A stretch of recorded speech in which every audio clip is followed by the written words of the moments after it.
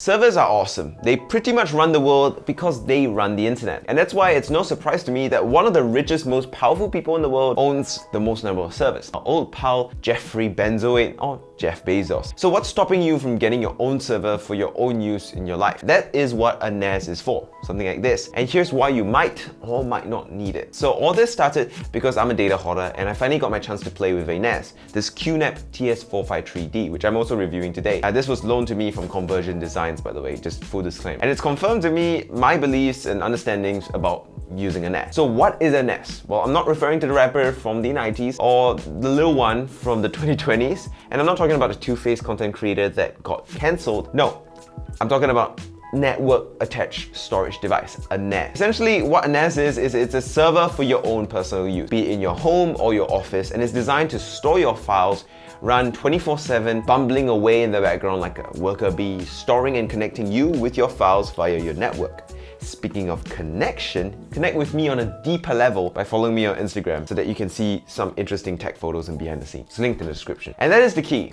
Because it's attached to your network, you can store and access all your files from anywhere that's on your network on the NAS with any device. And because of that, anyone else on your network that you're working with can access those files stored on the NAS as well, which is very good for collaborating, easy flow of data, archiving. It's super effective for doing those things and getting a lot of work done. It's very productive for businesses because of that. And it's also very good if you just want to store 4K HDR Blu-ray movies on your NAS and watch them from anywhere in your house with a network. But if you do that, you're probably just loaded anyway. Now, all that sounds really cool, but one might ask, why does it matter? Because if you wanted to store files in a single place where everyone can access it and collaborate it, why don't you just use the holy cloud, like Google Drive, or Dropbox, or iCloud, and let Sundar Pichai do all the hassle of dealing with storage, hard drives, equipment, and basically running the whole thing? Well, the simple answer for that is because the internet, Childish Gambino. It's because the internet is not as fast as having your data here at your fingertips on your own network. If you're just dealing with small Word documents, then sure, use Google Drive, because it's definitely more than fast enough with a reasonable internet connection. But if you have much larger files to store and deal with, then there's the issue. For example, if you needed to say have video files accessible with high enough bandwidth to say video edit smoothly without copying it onto your scratch drive on your own PC, you can do that with a well set up NAS on your network connected via Ethernet. But no matter how fast your internet is, you're probably not going to be able to do that on the cloud, unless you're working NASA. And on top of that, if you wanted sufficiently fast uploads and downloads on cloud services like Dropbox and G Drive, be prepared to pay a lot of money just for something that isn't heavily throttled. If you have more questions, by the way, the Discord link in the description is also the best place to reach me as well. Also, some data is just plain not safe to store on other people's servers. Things like important client information, confidential stuff, maybe healthcare records. Sure, no one's gonna easily hack Google's server, but your account, that access point to access the data stored on Google servers, it's actually very easy to get into, especially if you don't take the right precautions. And if someone does get hold of your Google account, well, what's stopping them from doing anything they want with the data there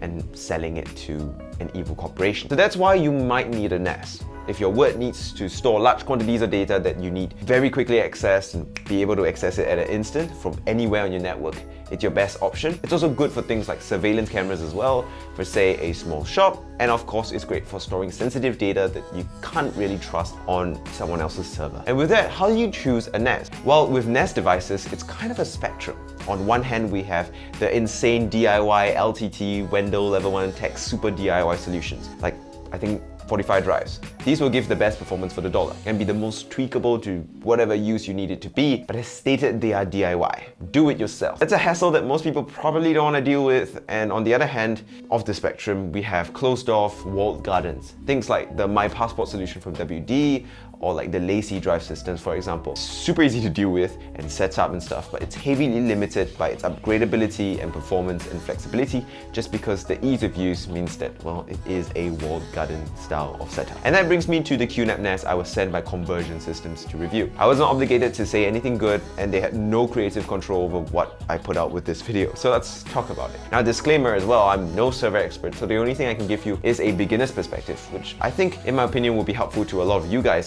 since I'm guessing 80% of you will be server noobs too. If you want in-depth testing, check out this review by storagereviews.com. They actually do some sleep and network testing. I'm going to link it in the description. They're properly good. Now, this is the QNAP TS453D, this one right here. A 4-bay small NAS designed for small offices and home.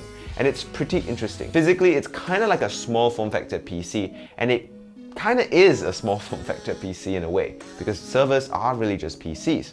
On the front, we have the on switch, indicator lights, and 4 hot swap drive bays, because this is the 4-bay model. There's also an 8-bay and a 2-bay model. On the back, there's 3 USB 2 and 1 USB 3 ports for accessories and stuff, HDMI, power, and a PCIe expansion slot for you to slot in a 5GB card or even an SSD for caching the hard drives if desired, which is where you use the SSD to make the whole server operate faster by creating a fast, quick access cache for the mechanical drives to basically have RAM to run quickly. I don't want to explain it and make the video too long. There's also two 2.5 gigabit ports which can be used to have a 5 gigabit throughput, so 2 ports into one computer, which is nice and fast. Inside, powering everything, there's a quad-core Celeron, enough for a simple server like this, and 4 gigs of RAM, although you can upgrade it to 8 from the get-go if you like. Installing the drives is as simple as clipping it in and sliding it into the hard drive base, and as with all NASs, the most challenging component definitely will be the software setup. And the software setup is actually surprisingly quite doable and quite simple, so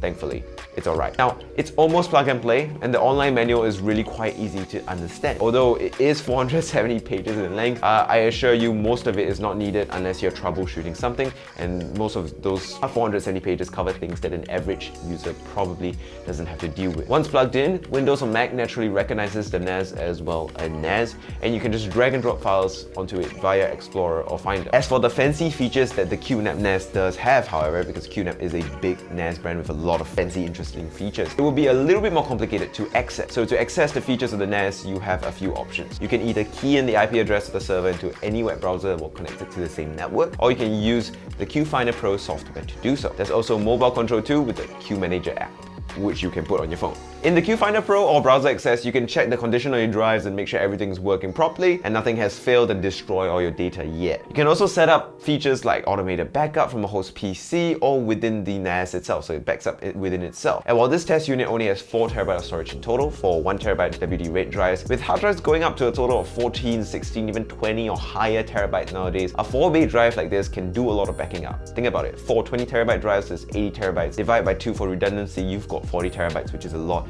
for a lot of people. For even more tweakability and proper setup, you need to access the software on the NAS itself. So plug in a monitor, and that software is called QTS. It's Linux-based, and basically it's the server's own OS. And that's where you find the intricate server controls, where you can set up and fine-tune things like RAID, redundancy, auto backup, SSD caching, setting up expansion cards and drivers, and a bunch of really cool features, which truth be told, I cannot begin to fathom because I'm still really new with it. And that leads me all to the conclusion as for whether this NAS is good for you. In my opinion, it's actually quite nice. It has different levels of control and different levels of difficulty, which makes it a great choice for people who want an easy setup, but because it still has the fine control in the QTS OS, it's got access to a bunch of extra features and capabilities right there that you might be able to use and learn how to use later. This way, it's easy enough for beginners to not be intimidated, but it's also detailed and feature-rich enough for users to grow with it. So as you spend more time with it, you can get better and do more stuff. And I think that's good.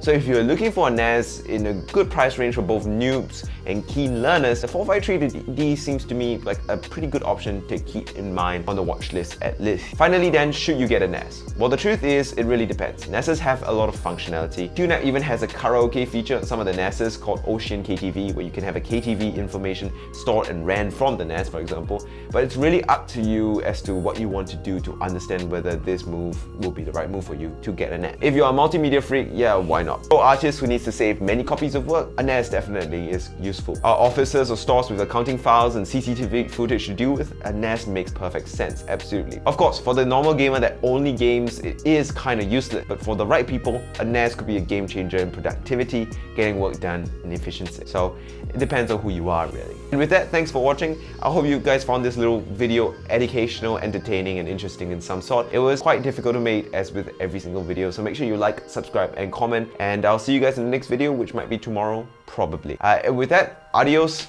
再见.